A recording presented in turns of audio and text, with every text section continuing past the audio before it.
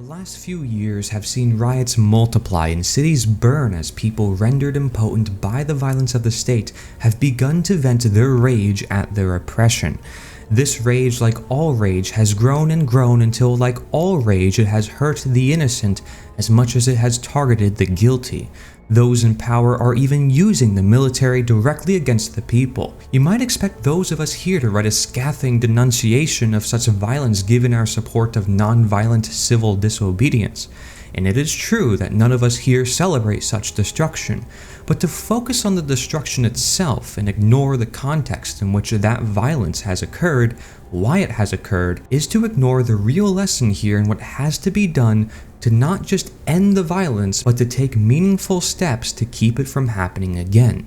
As Dr. King put it, quote, "Now I wanted to say something about the fact that we have lived over these last 2 or 3 summers with agony and we have seen our cities going up in flames. And I would be the first to say that I am still committed to militant, powerful, massive non-violence as the most potent weapon in grappling with the problem from a direct action point of view. I'm absolutely convinced that a riot merely intensifies the fears of the white community while relieving the guilt. And I feel that we must always work with an effective, powerful weapon and method that brings about tangible results.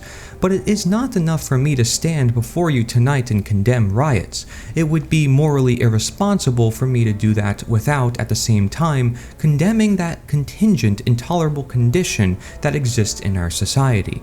These conditions are the things that cause individuals to feel that they have no other alternative than to engage in violent rebellions to get attention." End quote. The George Floyd riots of 2020 shocked many people with how widespread and violent they were, but in reality they were but another instance of riots being tied to race-based violence in the long history of the United States, where it seems like such riots happen at least once a decade. And these are, in turn, but a small subsection of the overall history of rioting in the US. Trying to focus on each specific riot itself and their individual sparks, the straw that broke the proverbial camel's back, triggering the violent outburst of the riot, is impossible in anything short of a long history book. Instead, I want to talk about the intolerable condition that exists in our society, which have given rise to them, that make people all over the nation feel that the only way they can have their voice heard is by application of the torch and the rod to break, burn, and destroy. I want to talk about the example every rioter is following when breaking, burning, and destroying those people and things which he or she deems an enemy or threat.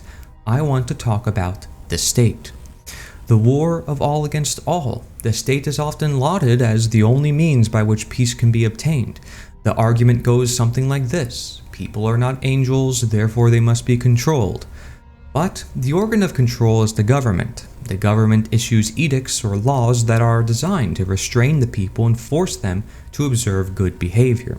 In order to make sure that people obey these edicts, the government needs the power to punish the disobedient and needs officers, police, to hunt down the disobedient, to punish them, and scare everyone else into general compliance. The general outcome of this system is supposed to be the creation of a general peace that allows people to live successful, happy lives. What nonsense. Here's what really happens. In the name of securing the general welfare, a system of control is organized that uses blunt force violence to control the populace through outright force and terror. The levers of power, always exercised by the social and aristocratical elites, are used to secure and increase the wealth and the power of those through legalized theft and extortion, taxes and fines. In order to ensure their power and wealth extraction is maintained, the elites in power use their stolen money to hire domestic and foreign military forces, the police and the armed forces, to force people at home and abroad to comply with the dictates of those in power. Those who do not are brutalized until they do.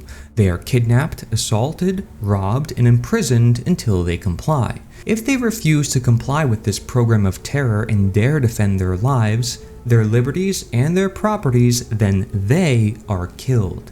That is why the state has given its policing agents, the police, the cops, near carte blanche to do what they please and face little to no legal consequences. The state can be summed up simply: comply or die.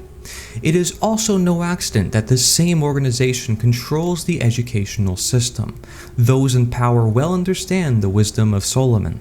Quote, "Train up a child in the way he should go, and when he is old, he will not depart from it." That's from Proverbs 22:6. What better way to indoctrinate the masses, ensure compliance, and convince them of your necessity than to train them from childhood to love and obey the state itself? If you can control how they conceive of the world and how it functions, then you do not need to constantly exercise the overt means of political oppression. You will have constructed a prison of the mind where people will mostly obey because they assume the system is simply a fact of reality, and their obedience is automatically assumed as a general moral good. In this system of coercion and violence, it is inevitable that the people will be set at war with one another. That is rather the point, actually. To paraphrase Jeffrey Tucker, the more we have violence as the underpinnings of our society, the more we are in conflict with one another. The more we have laws governing how we live and go about our day-to-day lives, the more we will inevitably be in conflict with one another. The law in a statist society is nothing more than one group trying to force its will upon another, and those people will inevitably resist. For the frustrated minority, their inability to assert their individual wills or to take control of the levers of power themselves, their permanent status as victims and never the victimizers, will always lead to rage and violence. The system of taxation alone ensures this, as it extorts money from the unwilling and spends it on projects or organizations the individual taxpayer would not support.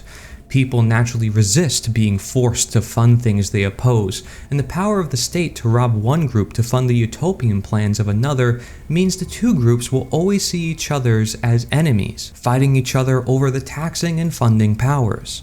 The more we can use the law to compel others to live in a manner that we believe they should live but they oppose, the more we fear that the law will in turn be used against us to force us to do the same. This in turn makes us suspect of others, causing us to see everyone as a potential or actual enemy, which in turn generates within us a hatred for them. Being subject to such violence and compulsion breeds within those subject to it hatred for those who they feel are the ones imposing their ideals through the violence of the government. The statist system itself is never the target. After all, it merely represents the people. It has indoctrinated so many into assuming its existence is a vital necessity that they are incapable of conceiving a world without it.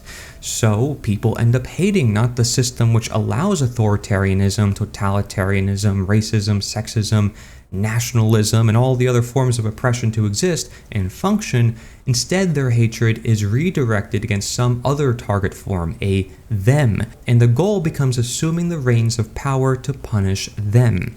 Therefore, the actual system of oppression, the cause of the hatred and anger, escapes being held accountable. Instead, its existence is strengthened as it becomes the goal of all groups to seize control of it so they can escape its oppression and use its tools to oppress others.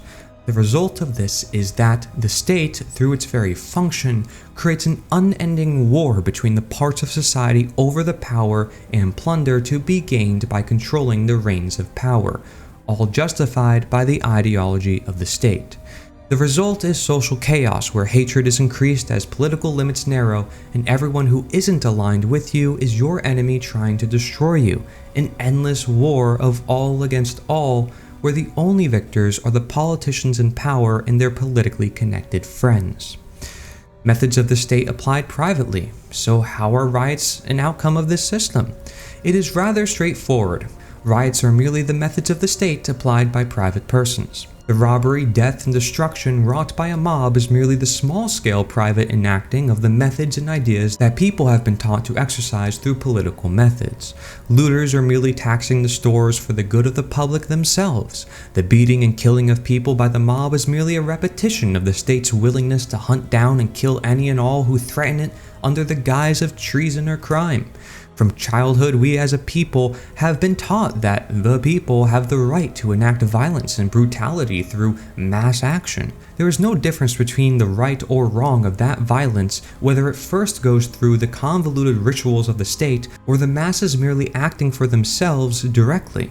Truly, the children have not departed from the ways they've been raised to adore, merely the forms most commonly followed. That the police are the targets of such violence is unsurprising as well. As the main occupying forces of the state, they're the ones with boots on the ground, enforcing the edicts of the state, including the corresponding theft and extortion involved, with brutal efficiency.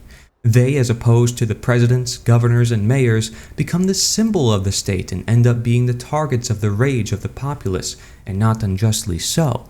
The issue is that this is all a shell game because when the riots have ended, the protests are over, and the people in the streets go home, they will go right back to being cows on the tax farm.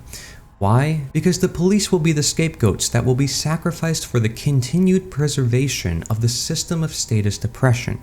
Indeed, its power will likely grow without abatement as the latest rounds of violence are co-opted by it to justify its continued growth as an example of why it needs to exist. To paraphrase Dr. King, a riot merely intensifies the fears of the community while relieving its guilt at having enraged in such oppression to start with. Though a result of oppression, of the war of all against all created by the state's unending war and robbery that pits society against itself, the riots will only be used to justify even more oppression, and most likely the majority of people will celebrate such oppression as a sign that things are being set right. Thus, the cycle that justifies the state's apparatus of robbery and oppression continues. So how do we break this cycle?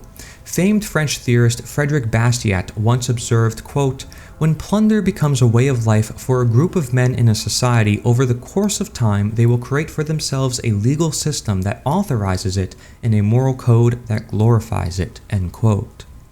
The state continues because it is an ideological and moral system that people have not only been taught to embrace since childhood, but a system which they are incentivized to embrace because they have hoped to be the ones to benefit most from the wealth it has plundered through legal violence. Knowing this helps us to recognize why riots, though they be overgrowths of the unending warfare engineered by the state, only end up empowering the state in the long run. Knowing this also helps us to see the way to break the cycle and move forward towards a truly better future. We must end the state. This means rejecting the legal system that justifies the state in all its forms: progressivism, conservatism, tribalism, nationalism, minarchism, constitutionalism, etc., as well as the moral system that justifies the state, the belief that violence can be used as a tool to force people to be good and make society better. We must embrace decentralization, nonviolence, and voluntarism. All interactions between people should be based on love, service, mercy, nonviolence, and noncompliance with evil, and even the willingness to suffer evil instead of seeking vengeance. This path is possible for all people no matter what religious belief or lack thereof. All people can come out of the state and embrace voluntarism, human dignity, and liberty. These are the foundation stones for a moral and free society. By living them is the better tomorrow made real and tangible today. Thank you very much for watching. This is an article written by William H. Douglas. You can find his website, thelaterdayliberator.com. That's thelaterdayliberator.com. And if you want to send us your articles, we'll turn them into videos for you, network and distribute across the world. You can also get involved in general. Anybody, everywhere can get involved. Be sure to go to theliberator.us. That's theliberator.us. Thank you very much for watching.